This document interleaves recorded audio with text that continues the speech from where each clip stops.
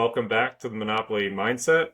We are finally through our properties. We ran through about 12 episodes of properties.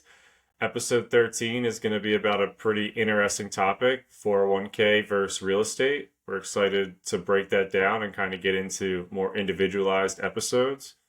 Do have another property we're purchasing coming up, so we'll be able to talk through that here in the near future.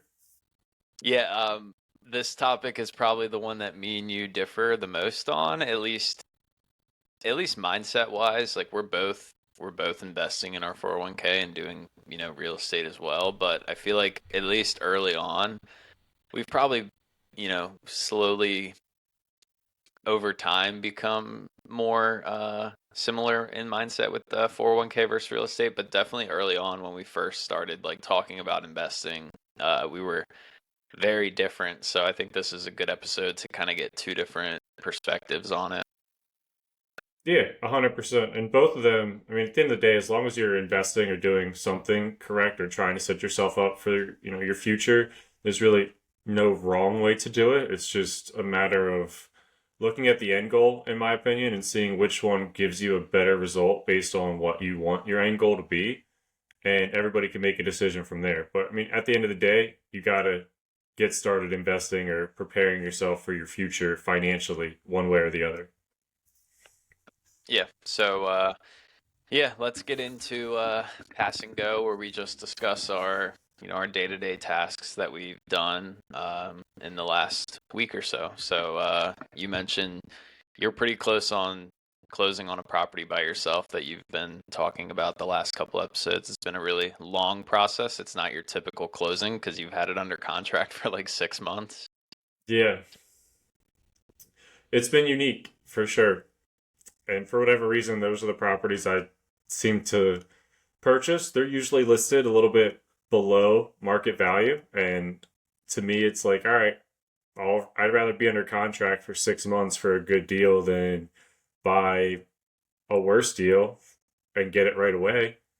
And that's really where I've been with this property. And it's funny, I've had one realtor tell me that this property was never going to get sold. The people were never going to move out. The long story short, the people that are living there today needed to find like a ranch home, and they had very specific requirements as to where that was going to be. And they were searching for, like I said, roughly 6 months. And so a lot of other realtors and people thought there was no chance they were going to move out. They finally got a property, they're under contract, and now it's just a matter of finalizing our process to the closing.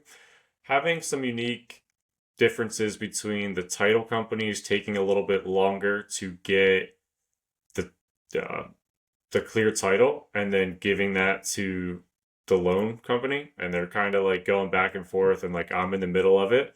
So gonna keep seeing that process out. We're supposed to close, I believe, either like the end of this week or early next week. So hopefully by next episode we're talking about how my closing went. If not, maybe it gets pushed like a week or so. But that's been eventful. I'm excited to finally get that property under contract. I'll have some unique things to figure out once I do get it under contract. At the moment, it's set up as like a single family house, but it's got pretty much two kitchens, and it has the potential to be a duplex. And that's where I got to decide what it is that I want to do with the property. Do I want to separate it and make it a duplex? It doesn't have heat for both sides, so that's something Ty's discussed like in the past too. If you have to pay for heat, it kind of becomes like less of a good deal because you have to pay a lot more in like expenses each year. But if you can get, 1,500 each side, you're looking at $3,000, which, maybe makes it worth doing that, or maybe I can charge a little bit more saying that heat's going to be included. My other Yeah. option, go ahead. Yeah, I mean with a lot of times when utilities are not split, the landlord will pay for that. But also like when I bought my duplex, I was told that the water bill was not split. It was one water bill. It turns out it was split. There is 2 meters, so they both just pay it. But before I knew that, I had written in the lease that one side was a 1 bedroom and the other side was a 2 bedroom. So the 1 bedroom side was going to pay 40% of the bill and the other side was going to pay 60%, and they were fine with that, right? Maybe it's not exactly they're using 40%, maybe they're using 30 or 50, but like, you can still split it even if it's technically not split, you can still like split the bill and have them pay it.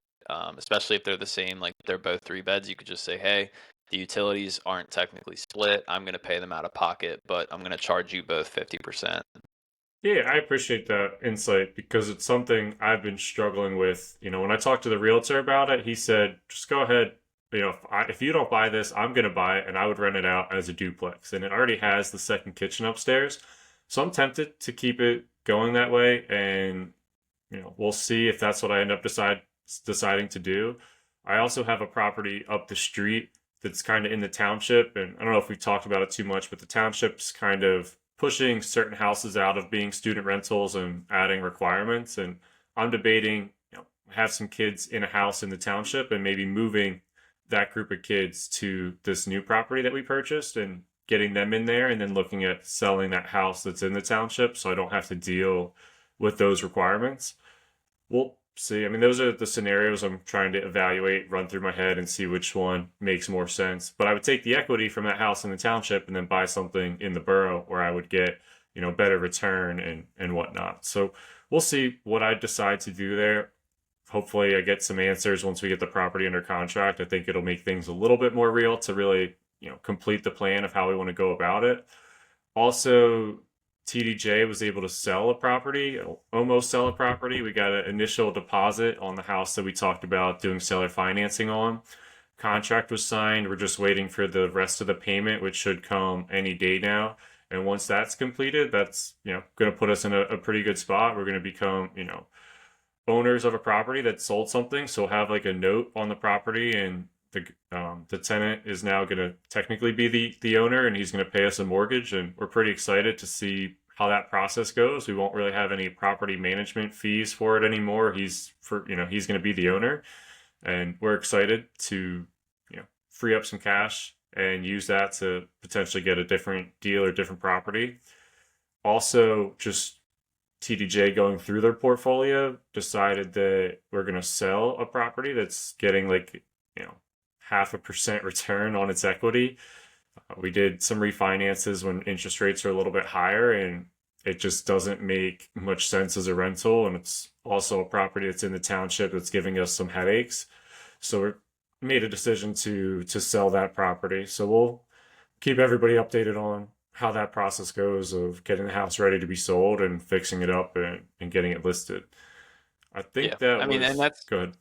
that's totally normal to reevaluate your portfolio every single year and trade, le worse performing properties for better performing properties. Like I always say, like, oh, I never want to sell anything, but that doesn't mean that, I might sell something 1031 exchange into a better property. So like if I've a rental that's cash flowing $200 and I can sell that and take those proceeds and buy something that cash flows $1,000, I'm probably going to do that, right? So it's totally normal every year. A lot of people go through, they look at, like you said, return on equity, and you're like, oh wow, like I thought this property was performing well, but I have so much equity that my return on equity is like 2%. Let me sell that 1031 exchange, don't have to pay the taxes, buy something else. And that's how a lot of people grow fast. Which reminded me, the property that you want to sell on your own and potentially buy something, would you look into the 1031 exchange? I think I would. I've heard like pluses and minuses of going through it. Sometimes if you haven't made a ton of money on a property, it doesn't become like as much of a big deal. Like it's almost worth paying like the $5,000 to $10,000 in tax to not have to worry about it. So we'll have to see like what it ends up getting listed for or potentially being listed for. I'm not 100% sure on. I think I'll explore it to answer your question. I don't know. I'm not saying like, oh, I'm definitely doing a 1031, but I think I would definitely explore that option to roll the tax into something different. So we'll Yeah. see For what I end those up doing. for those that don't know, 1031 exchange is basically um, you sell one type of investment. It's not just real estate specific, but most people talk about it or use it in real estate terms. You sell one property, and typically, you bought it for 100. Let's say you sell it for 200. You made $100,000 in capital gains that you'd have to pay taxes on. Let's say 20% tax rate. You'd pay $20,000 in taxes. With the 1031 exchange, it's a tax deferment strategy where you can roll that entire $100,000 into another investment property, and then you don't have to pay the taxes on it now. Again, you're deferring taxes. But to your point, like there's some difficulties with it because like I think like from the day you sell, you have like 45 days to get another property under contract, and then you have like another 45 days to close. And I've never done it, so those numbers might not be correct, but there's like certain timelines that you have to abide by, and I think like you have to have it in your contract when you sell that you're gonna do the 1031 exchange. So I think the buyer kind of has to be like okay with it, and it can be difficult, but it could also save you a ton of money. So I mean, me and you just need to talk to a CPA that has a lot of experience with it, and they'll help you out. Yeah, that's exactly it. It's a quirky process, but it's worth it to save the money. And it's just a matter of making sure you go through somebody that has experience throughout the process that can kind of guide you throughout it. And, to your point, like it's something you have to do proactively. It's not like, oh, yeah, I'm getting ready to sell this. Let me just try to do a 1031 exchange. It doesn't necessarily work that way. You have to be very proactive, let everybody involved know that you're going to go that route. And I don't think it's really going to cause any issues when you go to buy a property, but definitely let them know that that's how you're going to proceed. Yeah, I think it's a lot easier for people that are doing multiple deals a year because they're much more confident that they're going to find a good deal in 45 days, whereas like me and you, it might take us 6 months to like really get a deal accepted that we're really happy with, and you don't want to like settle for a bad deal. Well, maybe you do. Like you could get a worse deal because you're saving on that tax money. But yeah. Anyway, So how was your so week in real estate? What did you have going on? so I think last time I talked about getting quotes for AC, and I ended up getting 4 quotes for my property in the Poconos. And it's crazy, like when people say get multiple quotes, I got my highest quote was 18,750, and my lowest quote was 9,500. So same exact thing, like 1 outdoor unit and 3 indoor mini splits.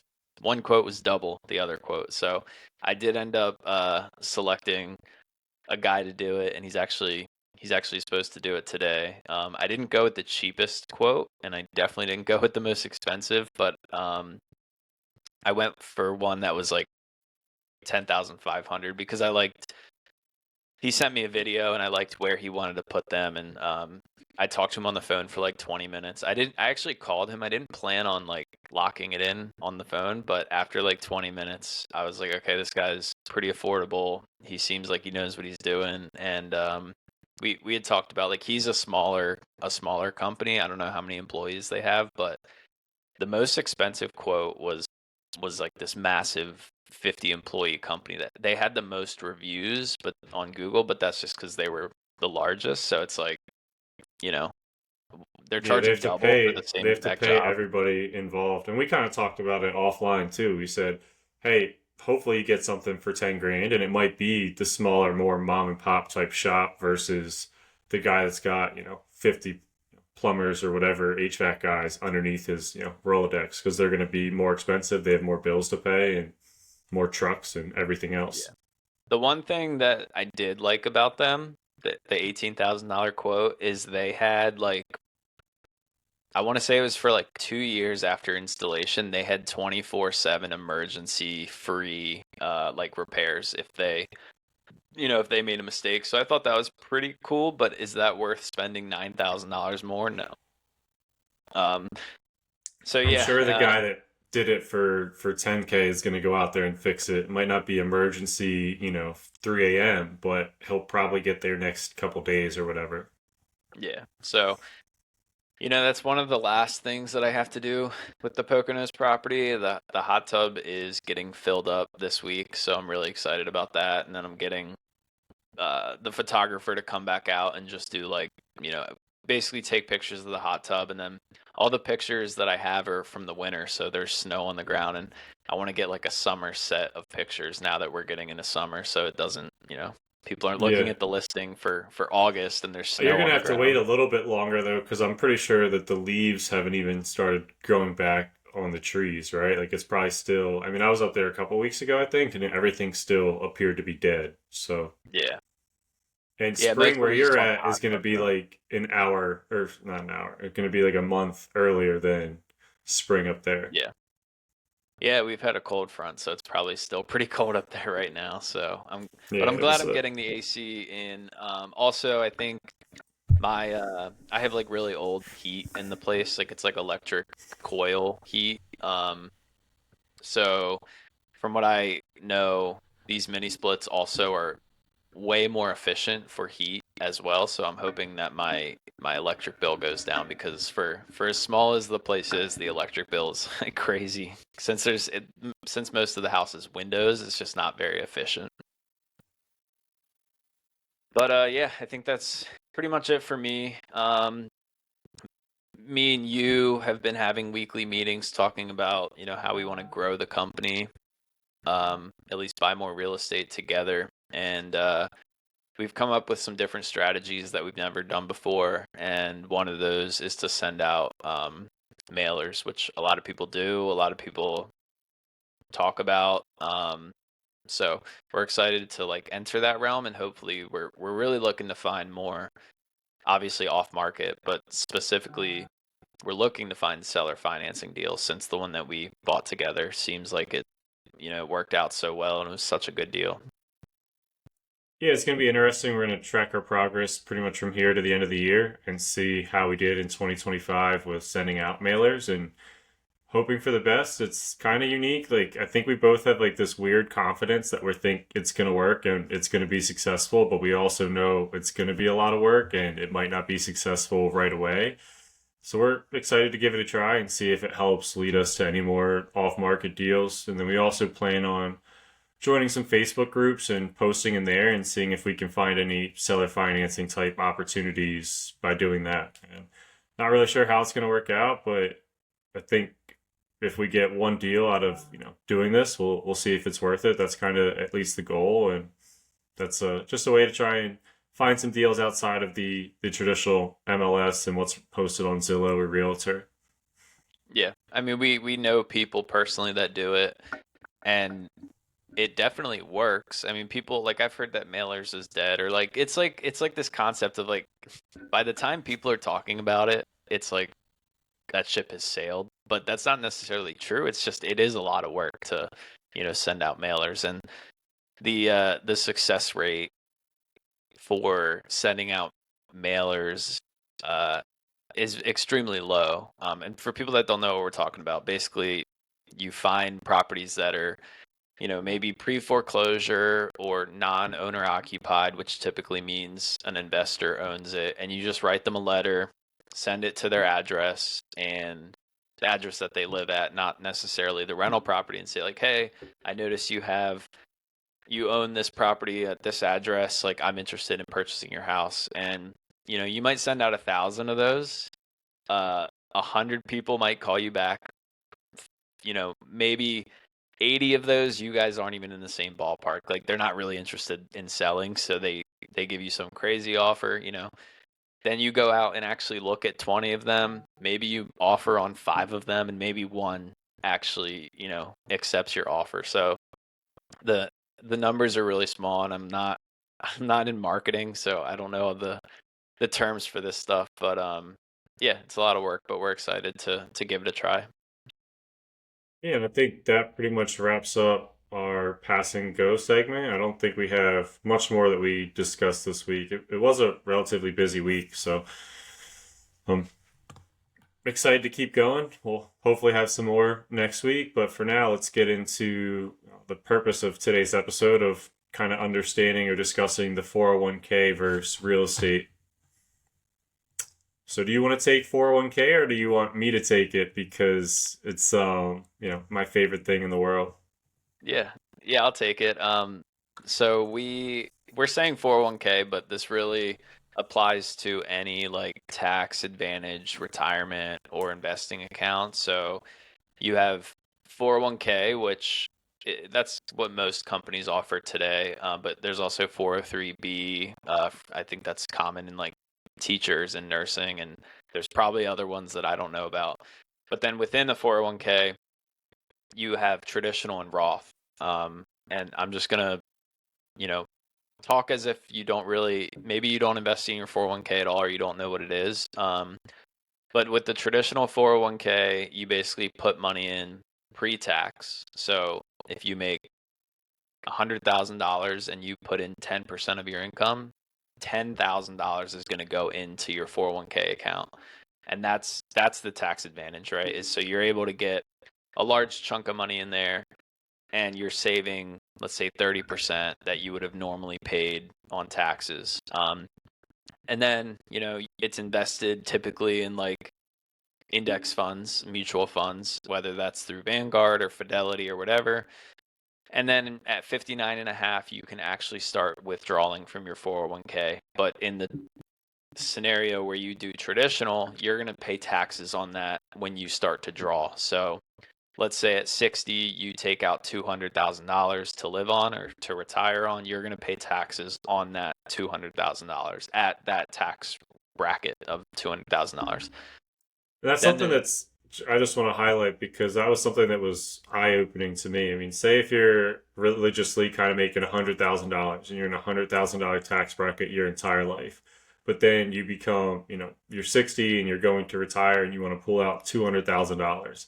You're now at like a significantly higher tax bracket, and so that $200,000 at like what, a 35% tax bracket, or is it 35 or 40? I don't know what it.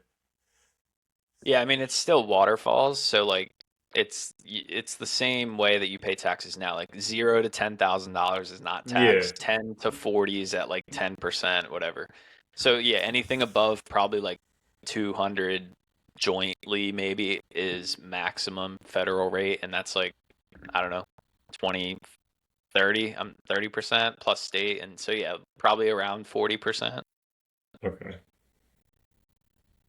Um, but yeah, so that's the traditional 401k, and then you have Roth 401k, which the benefit of the Roth is actually, you basically hit it the nail on the head, is that the Roth, you're paying taxes now.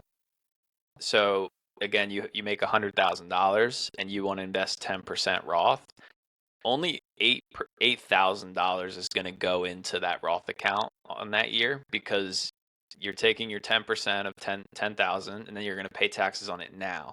However, that grows tax free, and when you're 60, you can withdraw however much you want completely tax free. And so to your point with the 40%, Roth can be very valuable if you think you're going to basically withdraw more later than you're making today. So that's kind of like the calculation that you're going to do. Like if you're going to make more later, then you want to do a Roth. Then if you think you're going to make more now, then traditional is probably better since you're in a higher tax bracket today. And then there's limits to these things. So like every year the limit for which you can invest in a 401k goes up. It's like, I think this year in 2025 it's like 24,000, maybe 25,000. So if you make $1 million a year, you can still only do $25,000. So then there's also IRAs, and 401k is through an employer, right? An IRA you can do, it's not through your employer. So you can open up an IRA, same thing, there's traditional and Roth, but those limits are a lot less. Like the Roth IRA limit for single is, I think, 6,500 now, or maybe it's 7,000. And that kind of works the same way. The money goes in pre-tax, or For a Roth, the money goes in after tax, but then it grows tax free. And that growth is what's really important here.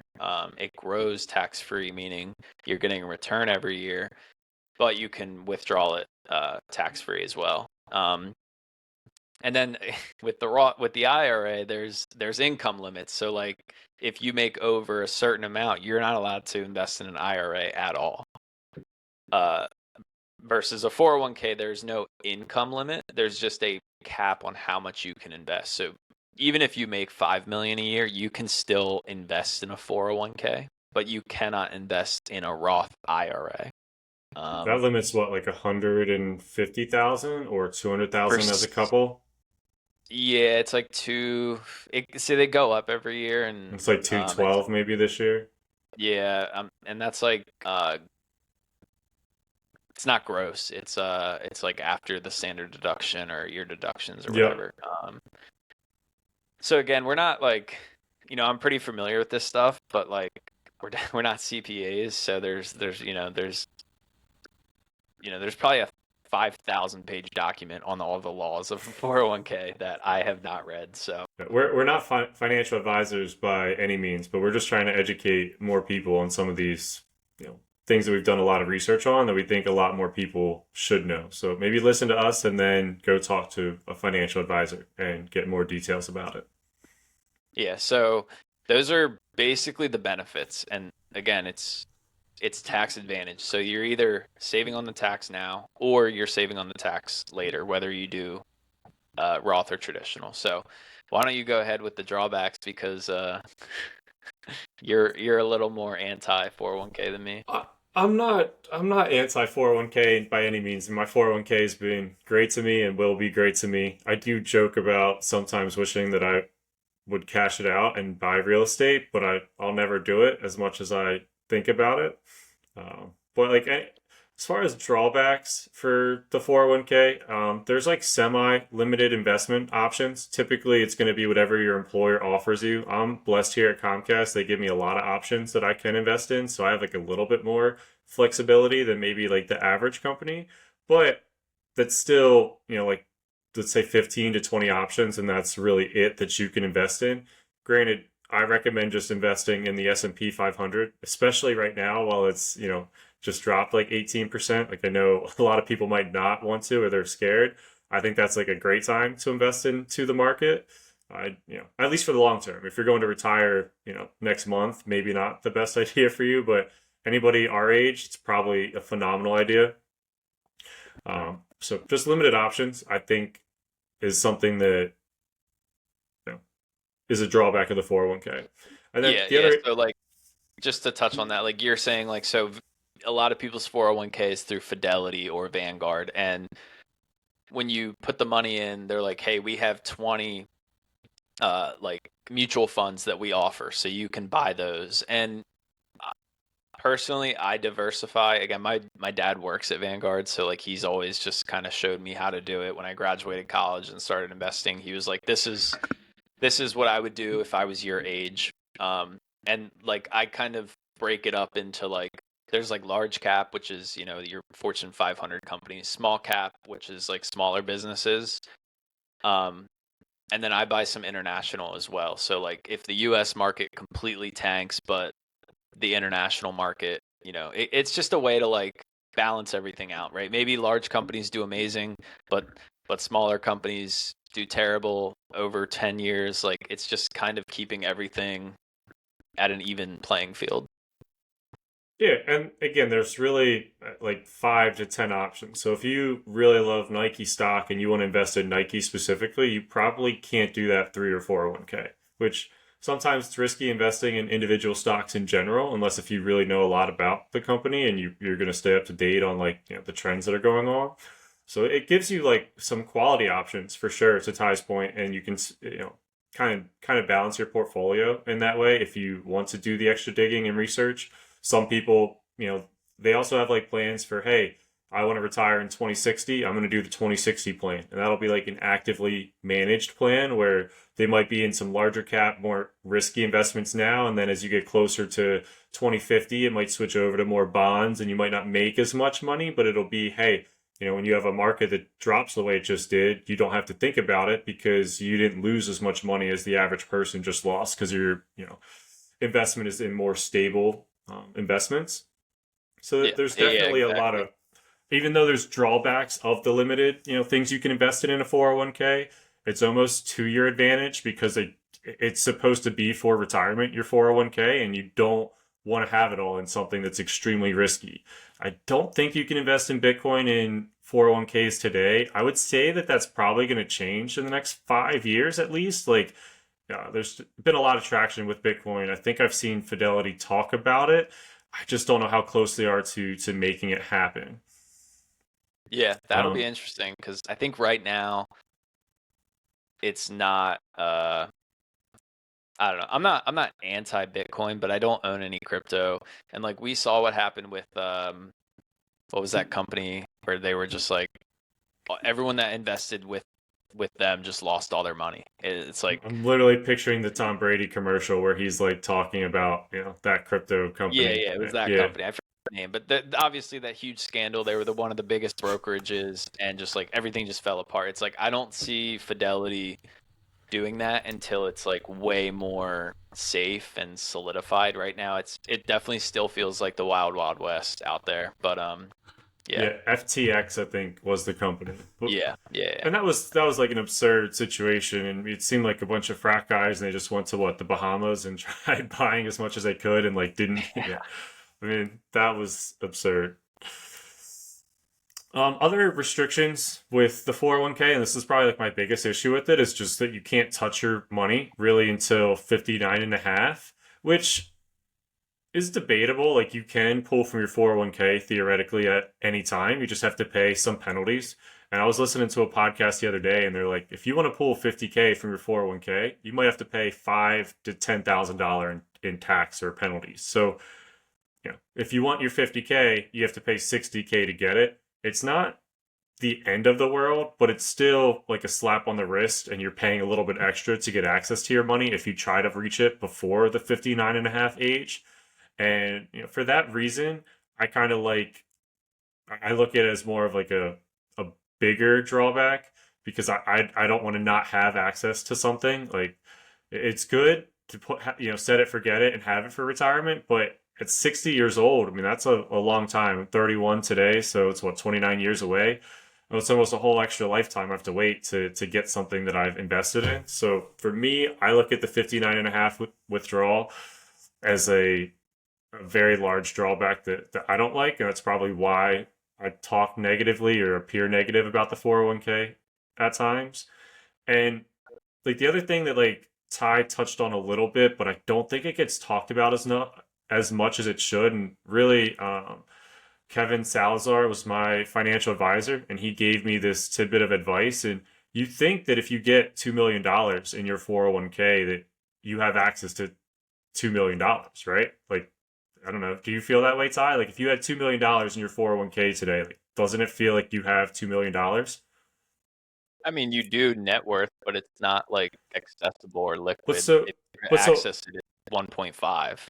well, and that's the thing that really blew my mind is that you get to $2 million. Let's say you're 60 years old, and you're like, okay, great. Now I can pull from that $2 million. To your point, you got to pay almost 500k in tax if you want to pull the full $2 million out at one point in time. So at that time, you only have 1.5 million because you're paying it in tax. So the 401k almost becomes, how can I pull as much as I can each year without paying as much tax from it as possible, right? So, and I think the calculations that I was doing was almost like $400,000 you can try to take from your 401k a year, depending on what you get it to.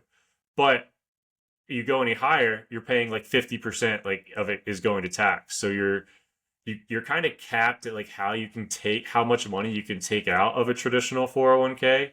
And once I really understood that, it really changed my mindset on a 401k. Yeah, and I mean that's one of the benefits of the Roth though. Like since I graduated college, I've been doing 50% traditional and 50% Roth. So with the Roth, it kind of gets rid of your point of paying the taxes. But yeah, I mean, I 100% agree. Like that's one thing we for sure agree on, that the fact that you have to wait till 59 and a half is the biggest drawback. But I do think that's the law to protect people. Like they don't want people at 40 to do a withdrawal and buy a truck, and then they realize and people are always like, "Oh, I'll put the money back in." But then things happen and they don't, and then next thing you know, they're 60 and they withdrew and now they don't have anything for retirement. So, Yeah, and it's again, I'm with you. I completely agree. But I guess the point I'm trying to make here is the 401k is much more like a social security in an aspect of like it's supposed to be a monthly payment to get you through retirement. So if you have $1 million saved up and you go through the 4% rule, it's supposed to be like a $40,000 payment, so that you can live. And maybe you push that to 5% if you want to get a little bit more access, maybe 6 or 7. But regardless, like if you that is really what a 401k is designed for. It's not necessarily like, hey, I'm going to save $2 million in my 401k, pull it out, and buy a $2 million house. That's right. not how you use a 401k. A 401k is basically setting you up with a monthly payment to supplement like your social security payments. Yeah, exactly. Yeah. Yeah, you're going to draw 4% per year. But let's get into like the kind of the if you do want to draw early or have to. So there's basically a few options that I know of. One is just a straight withdrawal. This is probably like the worst thing you can do for your financial future. And that's like you said, you're going to pay, let's just say it's all traditional, meaning again, you have not paid taxes on that money yet. One, you're going to pay a 10% penalty. Just straight up, they're taking 10% of your money because you put the money into this tax advantaged account and now you're spending it. So 10% is just gone right off the top. Then you have to pay taxes on that money since you haven't paid taxes on it yet. And again, if you're talking 25, 30%, well, if you do an early withdrawal, like you might be looking at 50 to 60% of your actual balance is what you're actually going to walk away with. So that one I'm very confident that I don't recommend a withdrawal at all. Now, I mean, there's definitely circumstances where maybe it makes sense. Like I'd probably rather do a withdrawal than foreclose on my house. Like let's say, just whatever circumstances happen. Even then, that's like even that might be debatable. Like maybe you take the foreclosure. And like if you're in a scenario like that, there are certain ways that the 401k will help you out. Like I know in, during COVID when people needed access to money, I think they waived some of those penalties. And I think there are stipulations if you are in a bad financial spot where they don't really want to penalize you, right? Like so if you need the money for, to not go into foreclosure, there's probably a way to get around paying certain fees. I'm not saying Yeah. maybe everything, but again, it's really like a positive thing. It's supposed to help you for retirement. Well, that leads us into option two, and that is a 401k loan. And you've done this once or twice? Twice. Twice. Twice. So this one I am coming around to. I have not done it myself. I was very against it the first time you did it. But basically, how that works is you borrow money from your 401k and you pay it back monthly. I think it comes right out of your paycheck, and you're paying interest, but you're paying interest back to yourself. So there's no 10% penalty. But there's a massive downside to it. So let's just say you borrow 50 grand. Oh, and you can borrow up to half of your balance. So if you have 100 grand in your 401k, they'll allow you to borrow Well, 50 grand. it caps at 50. So if you have 60 grand, you can only pull out 30. So it's half up until 100, and then once you get to 100, you max out at 50. They don't let you pull Okay. any more than 50. Okay. So let's say you do the 50. They set up a 5-year payment uh, schedule. So let's say $1,000 comes out of your paycheck every month, and you're paying 5% interest. But again, because you're borrowing the money from yourself, you're also paying the interest to yourself. So that's, I guess, I don't know if that's a pro or a con. I guess I'd rather not pay interest at all.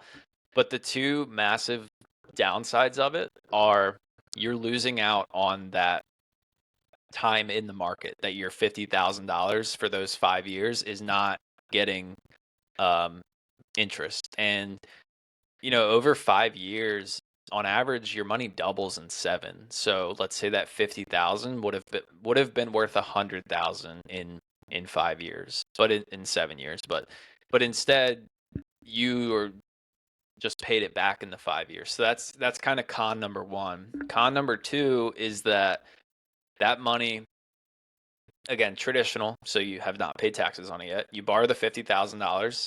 That's untaxed money. So that's like gross income from your paycheck.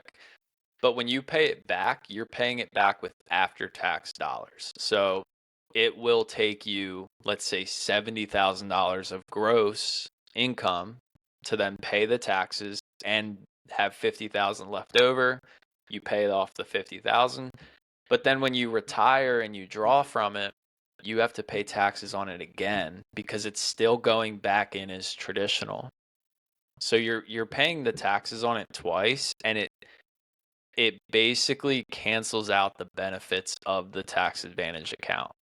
You're paying the tax when the money goes in, and you're also paying the tax when you withdraw when you're 59 and a half or Yeah. retire or whatever I mean, age. this is something that took me a little bit of time to understand. So if anybody's listening and they're semi confused, I understand you because it confused me at first too. But long story short, when you're paying back the loan because you're using after tax dollars, you're basically using 80% on the dollar to pay back that loan. So you're getting taxed there, and then when you do go to pull out from the 401k, you're going to be taxed again when you withdraw. So you're kind of double taxed on your money, which again, in this scenario sounds terrible, but if you look at getting a 10% loan or, whatever like a typical personal loan is going to be at this time, it's instead of paying interest to them, you're kind of paying some interest back to yourself. So there's a couple different ways to look at it.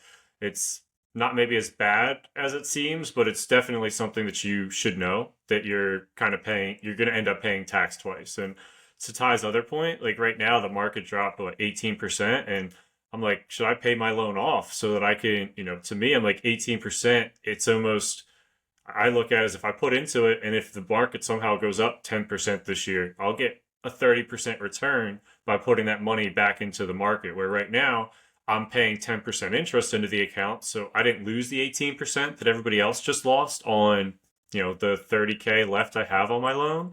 But if I put that back into the market while it's down, I could kind of reach some additional gains here.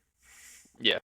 Yeah, and we're filming this like the week that the whole tariff thing happened. So the stock market has gone down like 15% in a week, which to my knowledge is like the biggest weekly drop since I don't know when. But again, like these things in a 401k, that does not matter at all. I mean, it doesn't matter No, unless it you're matters retiring. if you're 60. If you're 60, it Yeah, matters much more. Which my most people dad's that are 60 and he's supposed to retire next year. yeah, so those people are a lot probably more angry at what's going on, or like what the heck, like why do I have to deal with this? Like this is a lot worse, and they might have to postpone retirement a year or two. And that's where having money in a 401k can be slightly more risky. I mean, I've had a similar issue more with stocks like Ty and I. Like, you just anticipate the market's always going to be great. And when I moved to Florida, I had money in Comcast stock and it got cut in half, and it's like, damn, I was going to use that money to buy a house. And Yeah, now but I only, that's not 401k. That's not an index fund. no, So no, like my point though was if you plan on having that money that's there in your 401k and you're getting ready for retirement and you were going to use that money, if it's in if it's in the stock market, one version or another, like you always have that chance. Unless yeah, if you diversify into as you get older, that's why you should diversify into bonds and things that you're not making yeah, as yeah, much yeah. money, but your money is going to be stuck there because a lot of people they don't change that mindset and they stick with, hey, I'm going to be a little bit riskier. I don't need that money until I'm really retiring. And then they lose 20% and they're like, what the hell? 20% of $5 million is a lot of money to lose. Yeah, yeah. I'm just my point is I don't think you should use this past week as an argument against the 401k because you have to look at the 100-year average. You're going to work for 35 years, right? And in those 35 years, we've seen the 2008 crash, the internet bubble or whatever in 2001, and the market has Hmm. still, it bounces back. And same with real estate, right? 2008 real estate crashed Yeah. and they always bounce back. So, No, you're 100% right. I just meant that if you leave it as you get closer to retirement, you probably should, move to bonds. yeah, and it's tough because you want to keep it in like, hey, I'd rather get the 10% return. But if you are Yeah. gonna want the 10% return, you have to be able to deal with the risk of 5 to 10% market swings. Today is, to your point, more of a like correction that's not very common, and it might take 2 years to kind of get back. Yeah. But maybe you work But it from will. 60. Yeah, exactly, it will. Yeah. So Yeah, to your point, like the kind of the rule of thumb with the 401k, or I guess really any investing strategy, but you want to be more aggressive early on in your life, because if things like this week happen, it doesn't matter, right? You weren't planning on touching that money for 30 years anyway. As you get older, you want to sell more of those, not aggressive, because like the S&P 500 is not aggressive, but relative to bonds it is. So as you get older, you're going to allocate more money from S&P 500 or whatever mutual funds into bonds, which are like they might be a 4, 5, 6% return, but they're guaranteed. So like you're saying, not as good of a return, but way less risky. yeah, so let me So ask you this. I know we got to get into real estate. It's kind of funny that we're kind of going this deep into the 401k. I've had this thought, just to try and sum up 401ks.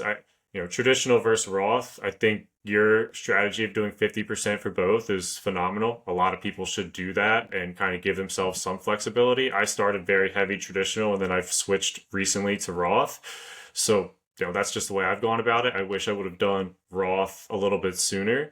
But one thing I wanted to ask you on, if you do a Roth, like in your 401k, things you can't necessarily touch, but once you leave your employer, you have more flexibility with what you want to do with your 401k, like whether you want to roll it over into a traditional IRA or like something else that you have a little bit more control over. So when you do a rollover like that, and say it is with your Roth that you roll over, wouldn't you I think there's like a 5 year waiting period, but wouldn't you be able to then access the money that you put into the Roth? yes, I don't know how it works with a rollover, but I think what you're saying is with an IRA, again, this is outside of work. With an IRA, there is a lot more flexibility than a 401k.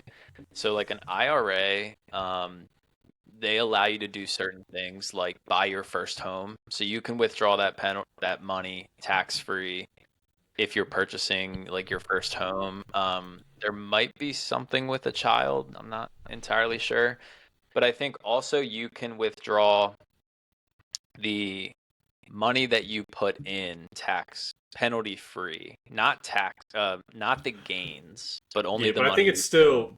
I think it's still a Roth IRA. I don't think in a traditional IRA that you can have that like, Right, yeah, because the Roth you had already paid taxes on it. So I yeah. believe with an IRA you can withdraw the money you put in, again, not the gains. The gains is just the interest that you've made over time. So your question is, if you do a rollover into a Roth IRA, can you withdraw your contributions tax free? I don't know the answer to that, but I I do know think that. I did some research. I think the answer is yes. I think there's like a 5 year waiting period of like having it in that new Roth IRA.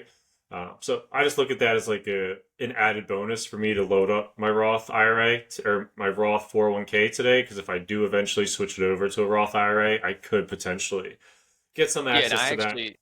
I have that exact scenario. I'd worked at a company for 3 years and it was all in my 401k account, and then I left to go to another company, and instead of when I went to this other company, I was a contractor for 6 months, so I didn't have like the Fidelity 401k for those Hmm. 6 months. So I did a rollover. Now I have a traditional IRA, a Roth IRA, and then now I have a 401k with my new company. So I've Okay. actually done that scenario. I just haven't borrowed from it. But one last thing, and then we'll get into real estate. I mean, the whole podcast is about real estate, so like obviously passionate about that and would rather invest in that. But company match is a big one for 401k. It's kind of, you can't really, it's hard to argue against it, but basically most companies offer a match. Let's say if you put in 6%, they'll give you they'll match that with 3%. That's, a lot of them are structured that way. Like they do 50% up to a certain amount. So with that, I would say, just kind of recapping it, whether you want to buy real estate or not, my opinion would be to at least get the match. It's free money. It's a 3 to 4 to 5% bump on your salary, essentially, for free. And the only way to get it is to put in the amount required to, get the maximum match. So I think most people are aware of that, but it's definitely, I would say get that at a minimum. Yeah, and again, our podcast is pro investing. It doesn't necessarily, I mean, obviously we talk about real estate a lot more, but you have to get your financial house in order, and that's what we're really trying to teach people about. So a 401k match is a great way to get started, and kind of set it and forget it, and set yourself up with some sort of payment in retirement, based off the 4% rule. Yeah. All right, so what are some of the benefits of real estate if we haven't already talked about them? I mean, the biggest benefits of real estate, there's a ton, but passive income comes to mind for me, and it's not as easy to get there, right? Like it's not like you start investing in real estate and now you have enough passive income in 1 year to quit your job. It's a much longer, drawn out process, and it might be 15 years of, sticking with a process until you have enough money to potentially quit your job. And, maybe it's 20 years, but compared to 30 years, you're 51, debating it against a 401k. And so I think the passive income for me is the biggest thing, because the more income you can grow, and it's not 100% passive, right? You typically have to do a little bit more work for real estate, but the way that you can get a lot more work. The way that you can get some extra income from a passive income perspective, that is like the biggest thing for me in real estate, which maybe I should change my mindset because it's such a difficult thing to build up. But to me, that's the main benefit. Like that's my main goal, is how can I get my real estate passive income to like $10,000 a month. That's a huge goal of mine. The next really big thing in real estate is just appreciation in general. And, the market, typically you're going to get 10% return. In real estate, your property typically appreciates at 3%. But depending on what type of property you're buying, like if you're buying a $500,000 house that's appreciating at 3%, that's not that bad. I mean, you're getting, $15,000 a year typically return on that property, just from the way the market kind of goes. And like, there's certain times that it might be 4 or 5%. Like last couple of years, it's been like 6-7%. So not that that'll always happen. You'll have your down years of a 1 or 2%, but like overall, real estate typically always goes up in value, and the average is 3%. So I think, and the massive benefit about that 3% is, you say, oh, 3 is less than 10. That's bad, but it's 3% on the entire value of the home, but you only put down 20%. So let's say that's talking leverage. Yeah, leverage, right? So you can buy leverage stocks, but that's it's for another conversation. You can't like borrow $1 million in your 401k, get 2%, and then say, well, I just got 2% on $1 million. That's a lot, even though I only have $10,000. It doesn't work that way. But in real estate, it does. You can put down 20% on a $300,000 house, like your example. So you're getting 3% on 300, but to the money that you put down, that was 50, that's more of a 15% return, right? So now the 15 is greater than the 10. But yeah, anyway, go on. No, I mean, that was kind of one of my next things I was going to switch away from. I mean, appreciation is great because your property is going to continuously go up in value. So it's been tried and true and proven 3% year over year. But one of the main points that Ty put on is the leverage. So if you take $100,000 and you put it towards that $500,000 property, the $500,000 property should be going at 3%, which is roughly $15,000 a year. But so $100,000, that's basically like the 15% return that Ty was talking about because it's leveraged. So that's something that's forgotten about a lot in real estate, but the appreciation, like it's not like you're typically paying cash and you're only getting that 3% return where it would make sense. When you factor in the leverage with real estate, you're actually making a lot more money on that money leveraged. And that's one of the things that really helps out real estate investors is leverage. There's obviously tax benefits that we've talked about a little bit here and there, which just kind of helps, a lot of tax benefits with real estate. I don't have any specifics off the top of my head to dive into, and I feel like they're really boring. And a lot of the time, your CPA is going to go through them more specifically. But like the 1031 exchange is one that we discussed earlier, where you can trade up for a property and not have to pay any taxes. And then there's other scenarios where if you lived in a property for 2 out of 5 years, you can sell that property and not have to pay any tax as well. So not I paying. think a huge one. So one, we talked about these 4 benefits in episode 2, but we like went much deeper into them. But Yeah. I think one of the huge benefits is if you die with a huge tax burden. So you did a 1031 exchange your whole life, and if you were to sell, you'd owe a ton of money because you depreciated all the properties. So your cost basis is like super low. If you die, I'm pretty sure that all goes away, and whoever inherits the property gets those properties at a new tax at the current values tax basis. So like they're worth $1 million. Okay, now you're whatever. Whoever inherits them, their cost basis is now $1 million. Where 401k, if you die, whoever inherits that money has to pay taxes on that before they get it, right? Yeah, and see, that's why when we play Monopoly, it takes us 5 hours to play a game because we know the real way to play real life Monopoly is just hold the properties forever until Until you everyone die, yeah. dies. Yeah, and then until you die, and then you can pass it off to somebody else and they don't have to pay tax on it. So that's the real way to play real life Monopoly. Just Yeah. hold these properties forever. Yeah. And just one of the benefits that I think is the most important in real estate is it's really hard to like come up with an average return because there is no average return for a real estate investor. Some people are going to foreclose on all their properties and lose all their money. Some people are going to get 1,000% per year. You know what I mean? Like there is no cap on ROI. And to me, that's the most important thing. Like, how can I take $50,000 and 10x it as fast as possible?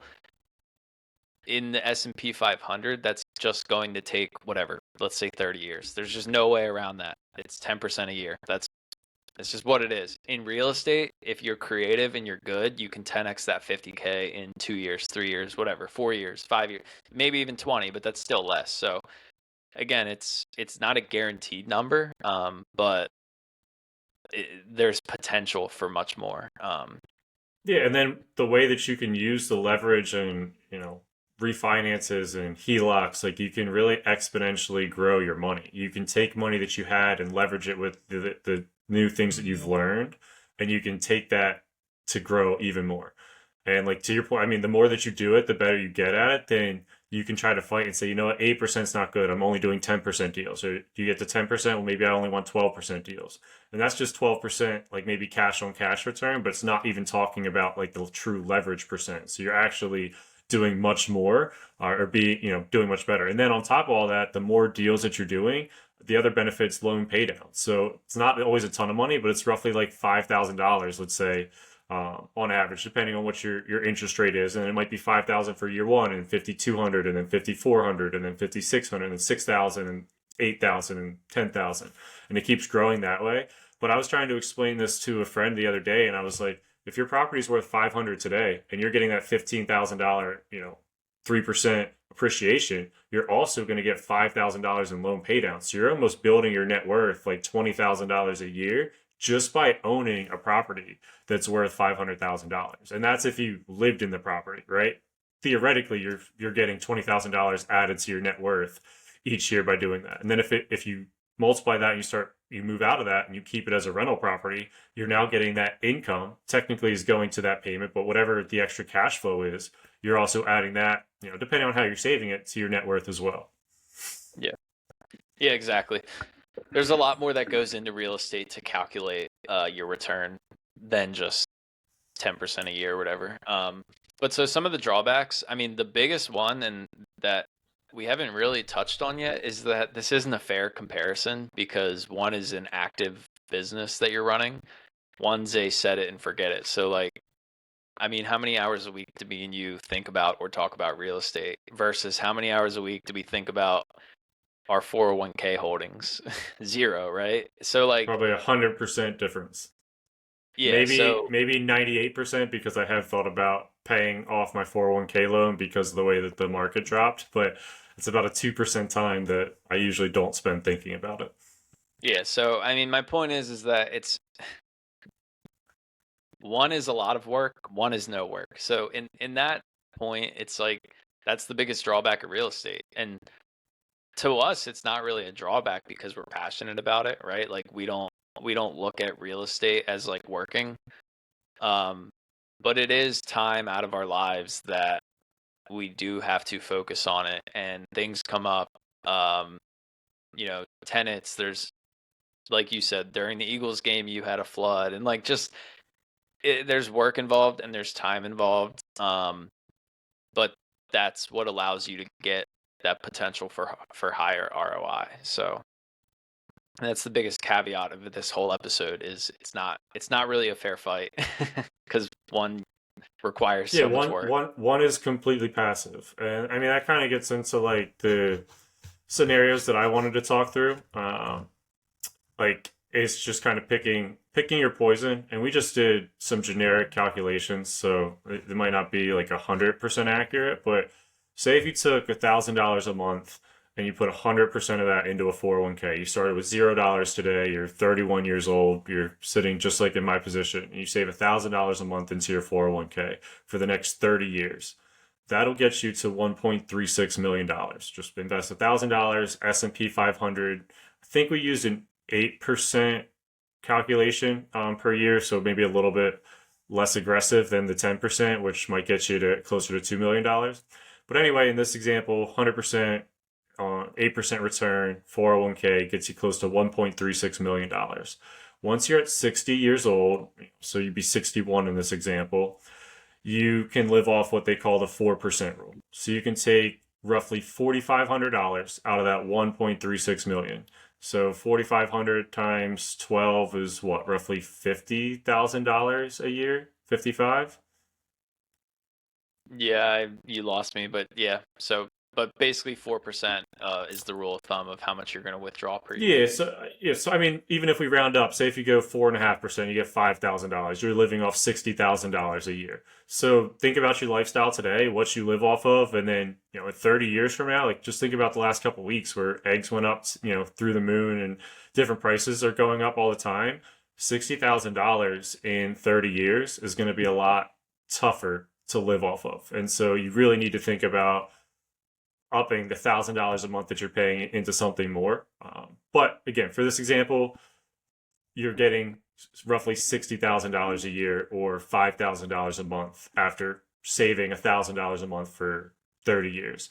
If you went an alternative, like extremely aggressive route and put 100% into real estate, and the way that we kind of calculated this was, I don't want to say it was like 100% unique, but basically you're saving the same $12,000 a year. So it might take you 3 years to buy a property, right? Like $36,000 down. And that could be, 5% or 10% down payment on like a $30,000 or $300,000 house. And you do that for 3 years and you save, the same $36,000 in 3 years. And so you keep purchasing properties kind of that way. You live in them. You don't have to house hack if you don't want to, but you live there, you keep that property, make it a rental property after you move out, repeat the process, take the 36,000, buy house two. So in like 15 years, you have roughly 5 properties. And in 30 years, you could have almost 10 properties. And so I think this example went up to 10 properties over a 30-year period.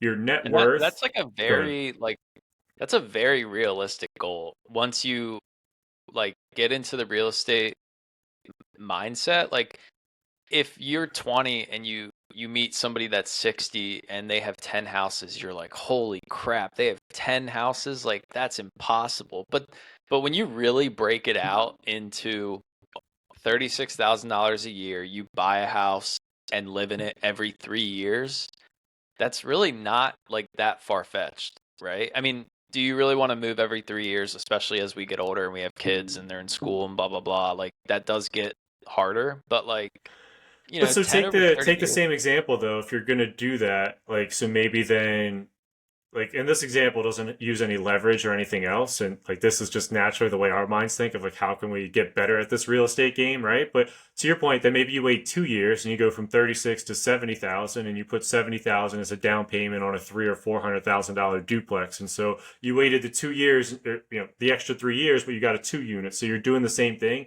and you're not Yeah. necessarily moving. So there's a lot of ways to like skin a cat in this example and still take the same 36K and keep investing it 100% into real estate without moving your family and doing certain things. So it's more of a generic example to your point that you can Yeah. go a multitude of ways My in point it. is it's like it's realistic. It sounds far-fetched if you just say 10 houses, but it is realistic over 30 years. But For anyway, sure. And go on. that's, So, yeah, and that's based off of $1,000 a month, which a lot of people that are probably investing or saving, I feel like $1,000 a month, should be pretty standard, 500 to 1,000, if you want to set yourself up for a decent retirement. Um, But the cool thing about this scenario is if you go this route, you'd have roughly $2.5 million in assets, but almost $1 million in liabilities. Your equity, you'd have almost like a $1.5 million net worth. So a little bit more than the 401k from like a net worth perspective. But what I really like is the $7,500 a month in cash flow perspective. So you get almost $2,500 more a month in cash flow, which is what, closer to $90,000 a year that you're living off of by investing in, real estate versus investing in a 401k. And I mean, that's where you're at 60 and 31 years, but it's not to say that you're not at that same 4,500 that you needed to retire off of your 401k at 60. You might be at $4,500 in real estate at 50. So technically, if you could live off the $60,000, you could retire slightly earlier by going the real estate route. So it is a little bit more work, but in this example, it's almost $3,000 more a month that you get to live off of in retirement by going off that. And you still have $1 million, in equity, 1.5 million in equity that you could use to leverage to buy other properties to increase that. Like it gives you a lot of flexibility. I mean, that was a very generic option, but like Ty and I, even just listening to that, it's like, wait, we can make that so much better. This is really just to, kind of do like an average comparison. And then the third option was just doing a 50-50 hybrid. And say you take $500 a month and put it into your 401k and $500 a month to save for real estate. And so you're going to buy, several less houses, and you're going to buy you're going to have a lot less invested in your 401k at the end of it. But a hybrid route ended up with the highest net worth, and that was 1.8 million, a little bit higher than options 1 and option 2. It gave you a little bit less cash flow at roughly 6,300. So the 401k, I don't have it broken out here, but that was probably 3,000, maybe 2,500, and then the other 3 to 4 was probably in real estate. But it kind of shows that there's a lot of ways to go about this, and a hybrid route is probably one of the better ways to go about it. So yeah, I what do don't know you? how they got that though, because in my mind, like if the real estate alone was a lot higher, how is the hybrid more? But I think I think it's the best option. I don't know that realistically it would be the highest net worth versus purely real estate, but the reason I think it's the best is because it's 100% real estate's the most risky, and that was assuming that everything went well over 30 years. Now, me and you are confident in our abilities, so like we are pretty confident that we're gonna run a business correctly and grow in real estate, and nothing bad's gonna happen. Based on the due diligence that you do when purchasing. But yeah, I mean, I think that that's pretty much spot on. If you buy real estate, you're going to have more passive income at retirement.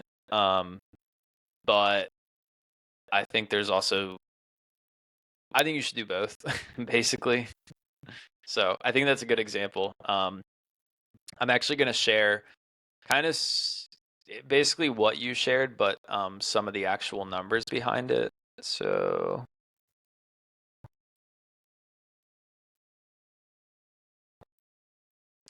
so again, it's a very similar example to yours, but it's just doing kind of a comparison. So on the right, we have just a compound interest calculator. And let's say you had $50,000 today to invest, and you're, we'll say 30 years old. And if you put that money in, doesn't necessarily have to be 401k. Let's just say the stock market, right? Over 30 years, you're going to expect 10, I'm using 10%. And you're not putting any more money in per month. So this is just a one-time $50,000 chunk of money that you have, and you can calculate that. So in 30 years, by the time you're 60, you'll have $872,000, which again, from putting in 50,000, like that's a lot of money. That's almost 17 times what you put in 30 years just from getting a 10% return. That's why they say But time in the market is better than timing the market. right. But now on the left, we have if you took that 50,000 and bought real estate. And basically what I did is, okay, let's say that you're buying, this is just if you just buy a straight up rental property, you don't live in it, purchase price of 250,000 and a rent of 2,500. So that's just the 1% rule. Again, that's just the basic rule. Is this like a good deal? It's not a great deal, but it's not a bad deal. So you're going to get $2,500 a month from this house. You put down 20%. So your down payment's 50,000. I guess technically closing cost. I mean, I don't know, let's just say your purchase price is 230 and closing cost is 5 to get us around that $50,000 same mark. But then appreciation and rent are both 3% per year increase. And so this kind of breaks up. On year one, you're going to have $400 a month in cash flow. But this also shows you that, okay, let's say 30 years have gone by. If you sell that property, you're going to now have $876,000, which again is almost exactly the 401k. And so this tells you that in this scenario, they're basically the same.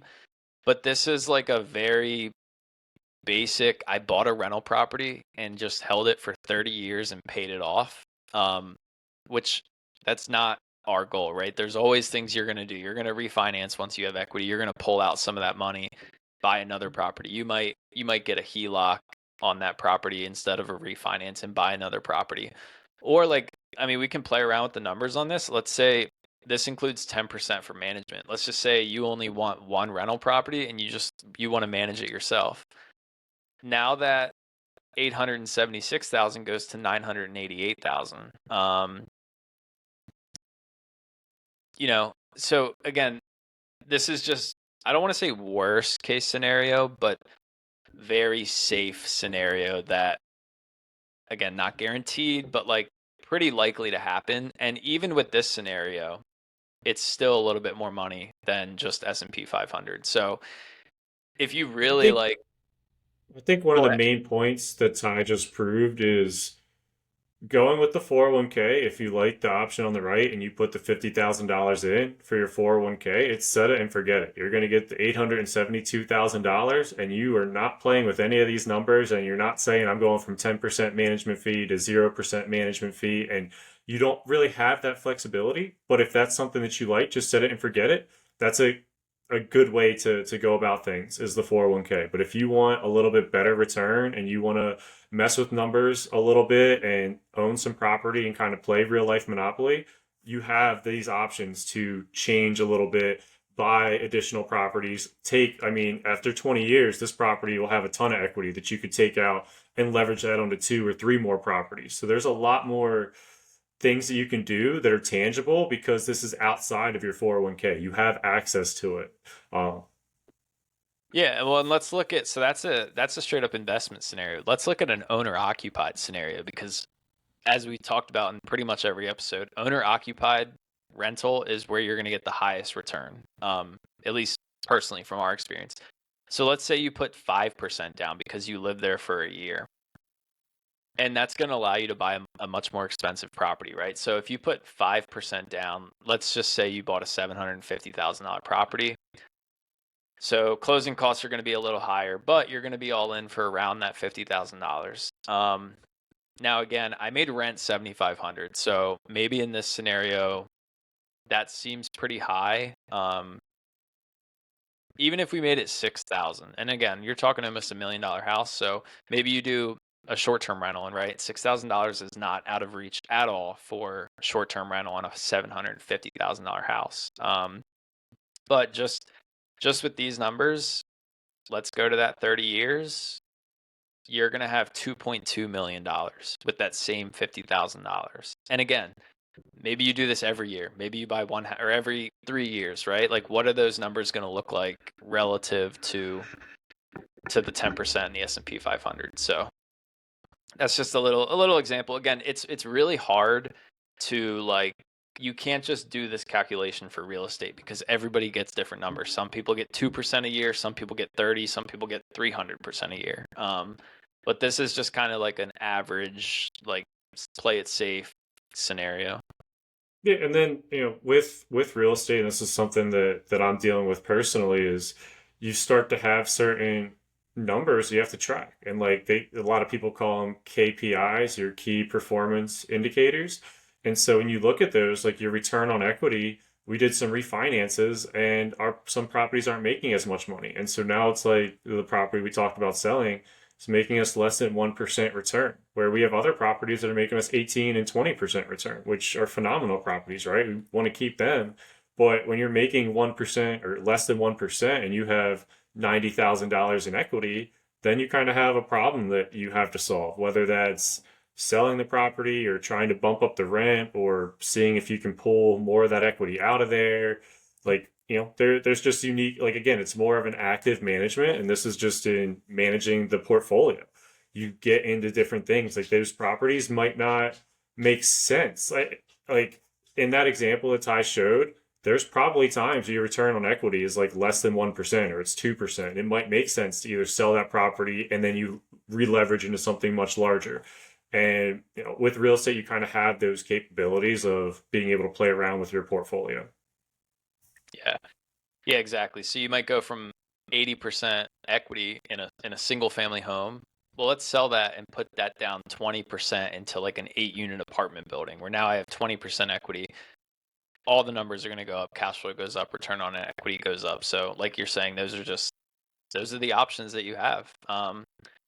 So to recap, I don't want to say what do you recommend, because I think you have to have certain licenses for that. But what do you do personally? And what's your overall recap on this whole topic? Like an overall recap of what I do personally, or my Yeah, overall. what do you think is the best scenario for you in terms of 401k versus real estate? I think, just to recap, in my opinion, I think the biggest issue with anything that we do in life is no one looks at the end result. And so it's like, I need to put money into the market, or I need to put money into my 401k, or I need to buy a house. But I think the biggest thing people need to do is look at yourself and where you want to be in 30 years and think about, okay, do I want to live off of 4% of $1 million and off of $40,000 a year? And then calculate, okay, I need to put $500 in my 401k each month and to get there. I think that's the biggest thing, is people need to then reevaluate where do they want to be in 30 years and kind of work backwards and come up with a plan that will get them to that number. If they want to live off of $80,000 or $120,000, they need to calculate how to get to $3 million.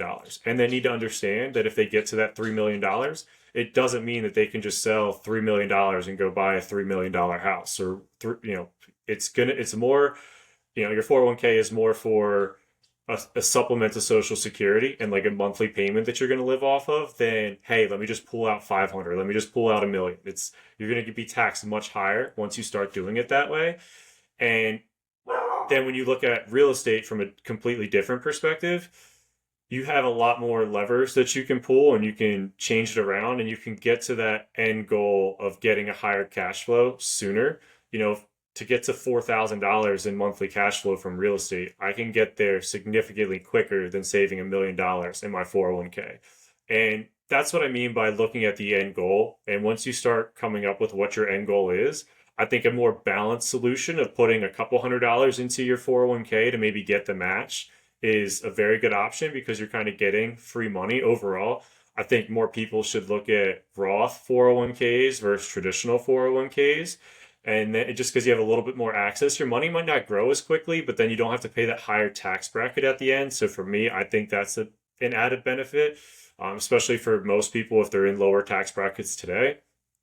But then I think a lot of people need to look at real estate from an investment perspective and not just like say, hey, save up the $40,000 and buy an investment property. Like if that sounds too scary for you, save up the $20,000, buy your primary residence, live there for a couple years, move out of it, but then keep it. Keep it as a rental property and then learn how to be a landlord and manage it yourself. If you buy your second property at that time and then see how it goes. And if you like it, great. Figure out ways to leverage that real estate, pull some equity out and kind of grow even quicker. Take the equity from property one, leverage that into getting your second property. Maybe you do a 1031 exchange at that time. Maybe you just do a HELOC. Maybe you do a cash out refinance and leverage that into your third property and keep kind of growing from there. I think the one thing that's not talked about in any of these scenarios as well is taking your monthly payment for rent that you have to pay. Your living expense is a payment that somebody has to pay anyway. So if you take that living expense payment and you put it towards real estate, you're going to gain a little bit more, just from leverage, appreciation, loan pay down. And you take that and couple it in with like now you're not paying rent, which is just throwing away that money. You're gaining some sort of equity, and then you can keep playing, keep pulling different levers to make yourself more successful. So it's probably a very long-winded response. I don't know if that's exactly what you were looking for. Well, I'm but curious, like, what exactly are you doing 100% 401k? Are you doing 100% real estate, or like, what's your current like percentage look like? So my current percentage, I fluctuated a lot. I'm probably the worst person to ask. I was doing, when I first started, I did 10% into my 401k. Once I kind of realized that I had enough in my 401k, I dropped down to my match, which is 6%.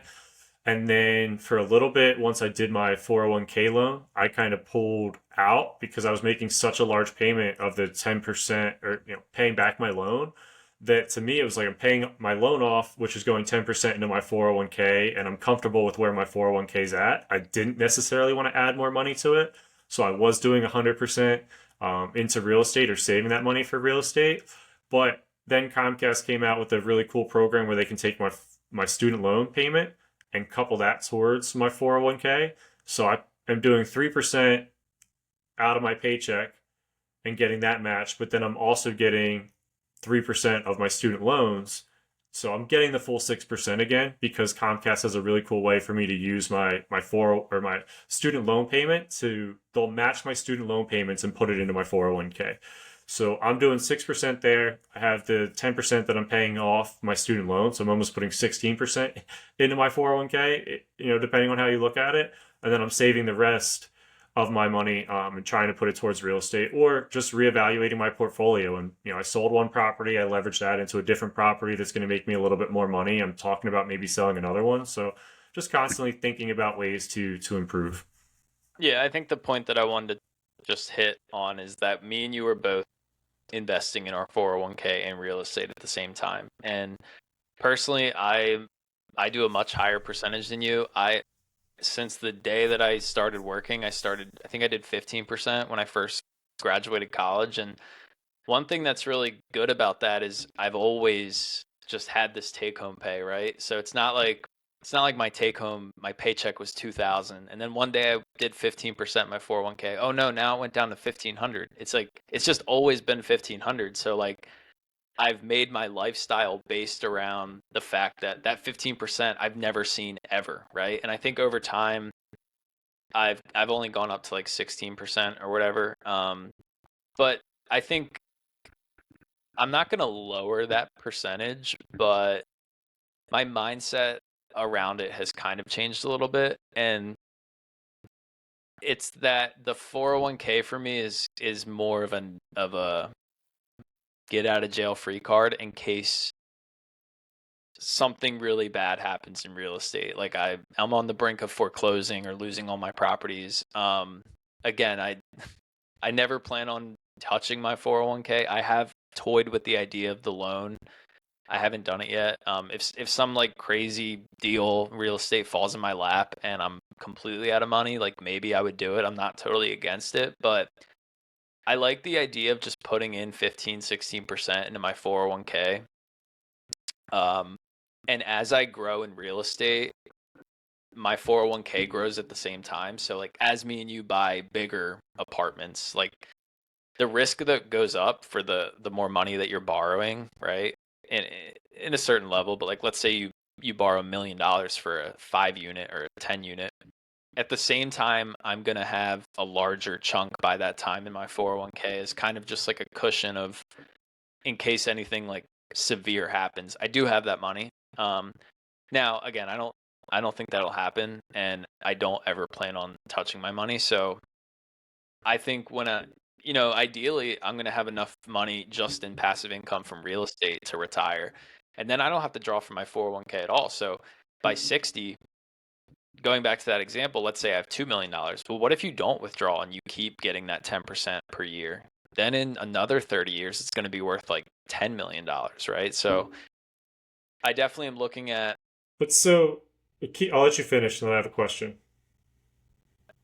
Yeah, I mean, that's pretty much it. I just wanted to hit home that real estate versus 401k. I think the real estate can perform much better, and that's just like a fact. But in terms of risk, that's just again, when I say that these arguments are not fair, it's like really the biggest argument is how risky you want to be. And I like having a blend of like I'm still going to grow pretty fast in real estate, but not as fast as I possibly could because I have this safety net of I'm also saving money every single month in my 401k. And I think another option is the David Green approach. You said you have $1,000 a month to put into real estate or 401k? David Green would say, go make more money. And now you have $2,000 a month, put 1,000 in each, right? Like Hell yeah. I mean, that's just like, that's kind of the reality is like to grow fast in real estate, you got to make money to you got to get capital somehow. But what were you going to ask? So I guess like the one stipulation that I have towards the 401k is just after like a certain point, when do you stop contributing to it? And so let me preference Yeah. with let's say you get to a point that you're at your age and you have X saved, and at that point X is going to grow to $5 million at 60. So if you're Hmm. going to get to $5 million at 60, like the issue that I then have with the 401k, like I like what you said of like not touching it. But if you're gonna then try to not touch it and you let it get to $10 million, like you can't get to that 10. Like, so my point is if you got to 5 at 60, but you let it get to 10 at 70, right? You wait 10 years or whatever, it probably even go more than that. But Yeah. Yeah. so you go from 5 to 10, you're gonna pay almost four, like if you go to get the 10 million, you're gonna pay almost 50% in tax and be just like if you were at that 5 anyway. So like my point is like once you almost get to 5 in your 401k, you're almost better off trying to pull 400,000 out a year, which is way more than the 4%. But if the 5 million is making 10% return every year, you're almost making 500 and you're getting 400. And so you're trying to drain this account and it's almost impossible to drain. And you're almost going to have to take like a 50 to 40 to 50% tax hit to get all that money out if you want to, or Yeah, it's but just good. I'd rather pay taxes on 30 million than pay taxes on 2 million. Like I don't know. It's like it's kind of to me it's like a moot point. Like I'd rather have more money than not. You're going to pay taxes on it regardless. So like I see what you're saying, but you're just saying eventually if you retire off of complete real estate income and don't touch your 401k, by the time you can actually do something with that money, whether you die or you pull it all out, you're just going to lose 50%. So I mean I feel that, but Yeah, that's that's pretty much my point. But it's also that I think once you get your 401k to a set number that you know it'll hit that number, you you can theoretically stop adding to it. And then I yeah, almost yeah, yeah. think that draining your 401k earlier, like saying I'm going to live off 400,000 and you know or whatever that number is that kind of limits your tax hit, you kind of can, like, there's almost a way to beat the 4% rule. If you have enough money saved, you can try Well, and to to your pull that point, money out. like let's say you're 40. That's probably a little early. Let's say you're 50 and you have $1 million in your 401k already. Which again, if you put in 20,000 a year starting at 25, you'll probably be at $1 million by 50. Let me do it real quick. Monthly contribution, let's say 2,000 a month, and so you're maxing out your 401k, and in 25 years at 10%. Oh, I did 20,000 a month. So That'd be nice. in 25 years, you're gonna have 2.3 million. So by 50, that's if you max out from 25, which is probably tough. But to your point, you're gonna get 10% on that 2.3 million every year. So that's 230,000. And you're in your mind, you're probably like, why even bother investing another 25,000? I'm making 230,000 on the interest or on the gains alone. And yeah, I agree. Like maybe once I hit $1 million in my 401k and I'm making $100,000 a year on gains alone, maybe it doesn't make sense to put that 25,000 in extra. Instead, take that 25,000 and put it in real estate. So I definitely agree with that. I'm just nowhere near the point where I'm ready to slow down. Yeah, and I'm not. Yeah, that's kind of my point though. And like you're talking about, once you get to X, then you can change Y and like what you put into it. And I'm basically saying the same thing. Once you run the projections of, hey, I have X saved, and if I put zero in today, it's still going to get me to Y of like where I want to be. Then it almost becomes a mute point. Like I think if you get $5 million in your 401k and you're making $500,000 a year based off 10%, like you're almost trying to pull 10% of it, which is, I just think from a tax perspective of like how much you can actually pull from it, like that becomes your salary for a year and you can live off of that. But that's what you want to try to live off of. And then you want to keep the real estate stuff and like let that grow so it can be like kind of taxed. Like, Mm. So you're saying live off the 401k first and let real estate grow tax free. yeah, basically, because you're going to be Yeah. struggling to get the money out of your 401k almost your entire adult life Yeah. without trying to pay extra tax. Or you can say, I have five, but I could get half of it and you only have two and a half. Yeah, So I think my that makes point sense. is like, you almost Spend want to that live money off your, first. yeah, spend your 401k first as much as you can and put that money back into real estate where it can then theoretically grow tax free or get you more tax benefits. Yeah. So yeah, grow your 401k, get to X, and then once you get that there, really focus on the real estate game. Yeah. I mean, overall, just, invest. I'd say invest in both and you'll be in a good spot. And you can worry about these things 30 years from now, but just build up that equity and that savings now. So Cool. yeah, I think that's pretty much everything. Yeah, It's a that was topic a that lot we of like to fun. talk about. Yeah. That was a lot of fun to debate that and go through a lot of different examples, and hopefully that made sense. Like I hope that the questions that you and I asked were something that someone else had, and kind of help break down that barrier as to why we think real estate is so much better, or I mean not so much better, but like why you need to have diverse portfolio and certain extra Yeah. I things that mean, you should think I do about. think it is so much better, but I'm still going to do both for security. But Yeah, but I think those are topics that aren't talked about. Like a lot of people are like invest in your 401k, you're an idiot. It's like, oh, well, I'm yeah. an idiot or I'm not. Like, and people kind of feel offended by that and they don't learn. Hopefully, you can learn like why we thought or think the way that we do. And I really think just again, coming up with your end plan and then working backwards will really help you get to the next step. Yeah. All right. Sounds good. We will see you next week. All right, thanks for tuning in.